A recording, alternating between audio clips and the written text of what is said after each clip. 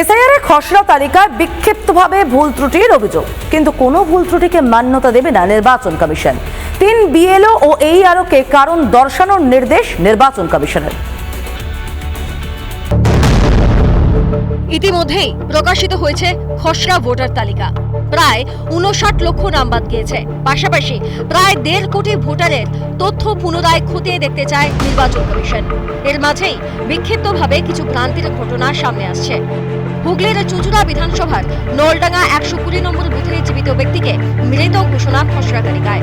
কর্মসূত্রে বাইরে থাকা দেবময় ভট্টাচার্যকে মৃতদের তালিকায় দেখে হতবাক দেবময়ের বাবা মা। খুবই ভুল। এটা আমার ছেলেকে মৃত বানিয়ে দিয়েছে, এটা ঠিক নয়। কিন্তু যারা এটা ভুল করেছে তাদের এটাকে ঠিক করা উচিত। 2021 চলে গেছে, ওখানে ওরা ফ্ল্যাটও কিনে নিয়েছে, ওদের ওখানে ভোটও দিয়েছে, সবই ওখানে হয়েছে।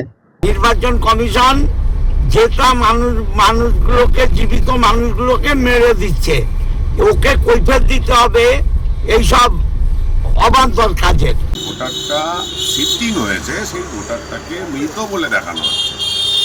সুতরাং এতে ওই বাড়ির লোকের চিন্তিত হওয়ার কোনো কারণ নেই, এটাকে সংশোধনও করা হবে।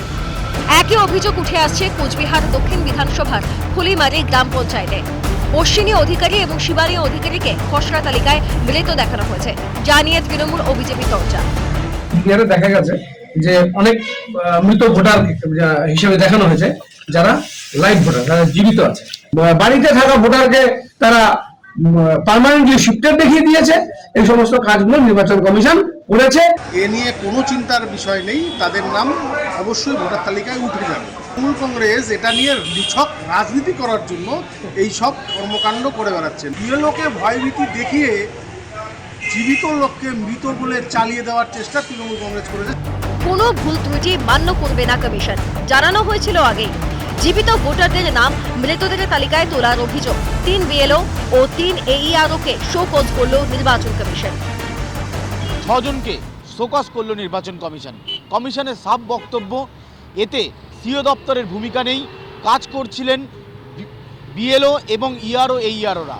স্বাভাবিকভাবে যদি কোথাও ইচ্ছাকৃতভাবে জীবিত ভোটারের নাম মৃত ভোটার তালিকায় উঠে থাকে, তাহলে তার উত্তর দিতে হবে বিএলওকে এবং এইআরওকে।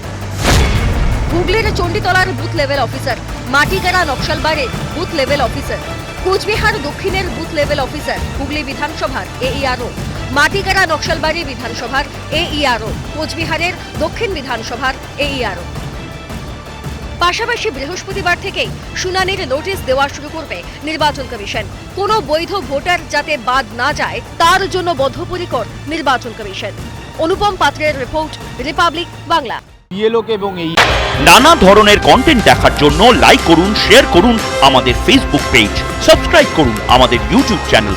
পাশাপাশি অন্যান্য ব্রেকিং নিউজের জন্য অবশ্যই চোখ রাখুন রিপাবলিক বাংলায়।